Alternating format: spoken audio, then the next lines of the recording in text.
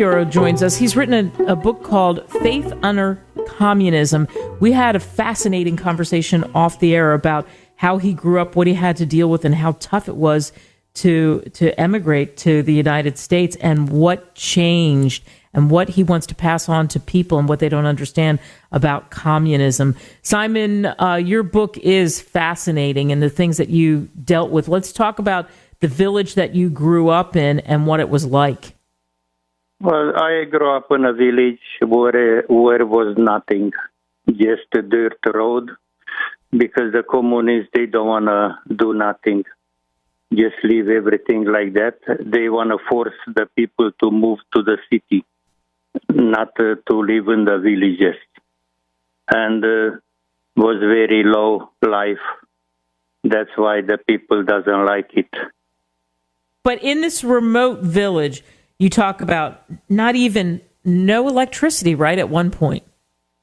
No, they bring electricity like in 1965, 70, but in our home, they don't let us to connect to the electricity because we was Christian, and the Secret Service said, your house is lighted by Jesus, and you don't need our electricity. And after 10 years, when I put the paper, I said I want to go to America, and they give in to us electricity. Wow. So when you said you wanted to leave, they decided they would put it back in the house. Yes, because that's what I put, the discrimination. It's illegal for a Christian to have electricity in the house. We have all connection. We pay everything. Was like $30,000. And the Secret Service said, you're never going to have electricity in your house. Call Jesus to give you some electricity. When I put the paper, and they was very mad, and fast they said, okay, you have electricity, you don't have to go in America. I said, thank you. I decided to go in America. And we'll start from there, we'll start the trouble and fight and everything. They said it's easy for us to kill you. You're never going to see America. Wow. How frightening was that? Because you wanted to get to the U.S., and how scary was it to try to do that and worry about your family and worry about your safety? Oh, I know. They told us lots of times, we're going to kill you. And I told them, it's not a big deal. I'm not going to be the first one. They kill lots of people. And I told them I don't change my mind. I want to go to America, and I don't like the communists like that because they don't let you do nothing. Absolutely, even offense. If you do it, why you do it? How come you have money? Everybody was poor, very poor, and was nothing. We don't have any store in the village, just a small store and a bar. That was years and years till the revolution. They don't care about people. They care only to take your money, your tax, your things. You have to give eggs to the city, chickens, hogs, everything they come and took it from you. And you talk about going to school and being, persecuted at school. And then when you get out of school, you work as a locksmith. How much did you make as a locksmith a month? A month was like $75. Wow. And we work Saturday too. You have to work, and you have to work one Sunday a month too. For people from office, they don't pay you. Sometimes they pay, sometimes don't. All the time they took hours.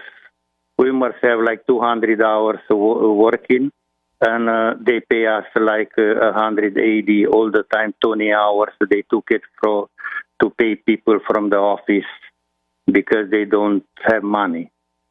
And with $75 a month to pay the bus, the train, everything was nothing.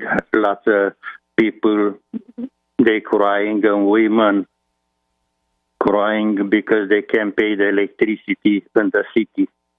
In the village, the people doesn't care, but it was very hard. Was no heat in winter time because they don't have money for heating. The life was going bad and bad and bad, and nobody cares. Why'd you write the book? Tell us why you wrote the book. When I came to America, in that time came in power in the United States, Ronald Reagan.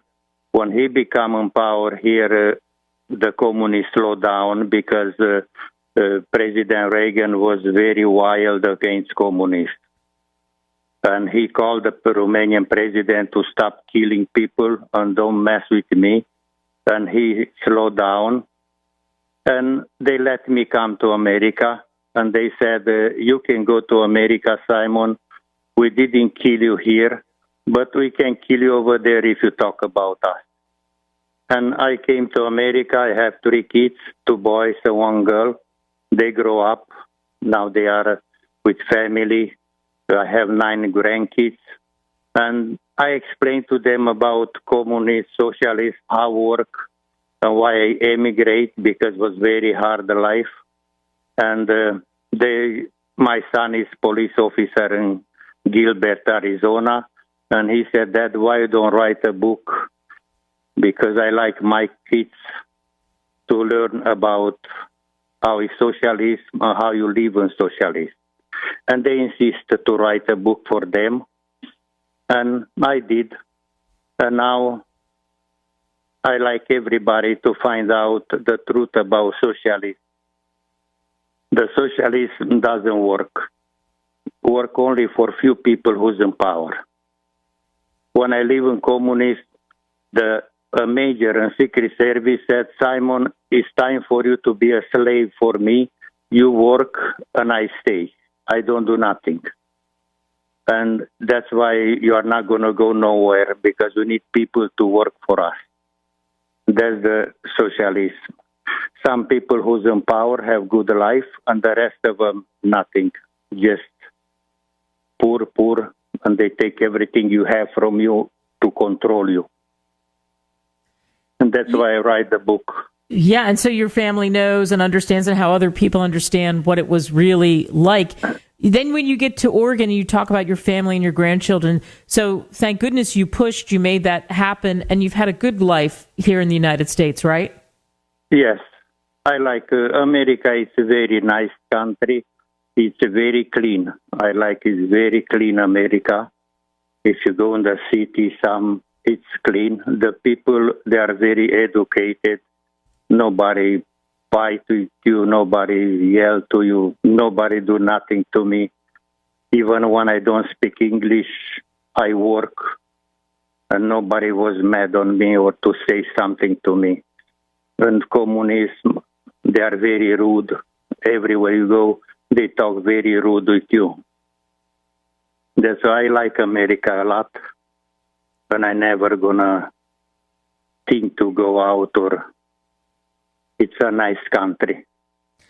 Well, this is a great gift to your children to know more, and also for other people to understand what it's like to understand what it's like to grow up that way, and to have constantly somebody on your back, and knowing that there's so many risks to growing up, and to what happens when you speak out. And the book is called Faith Under Communism. Simon Holbier, thank you so much for coming on the show.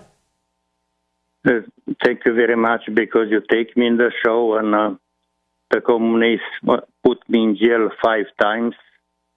And even I told them, if I go in jail 20 times, I am not going to quit. That's why I am here in America. And good for you.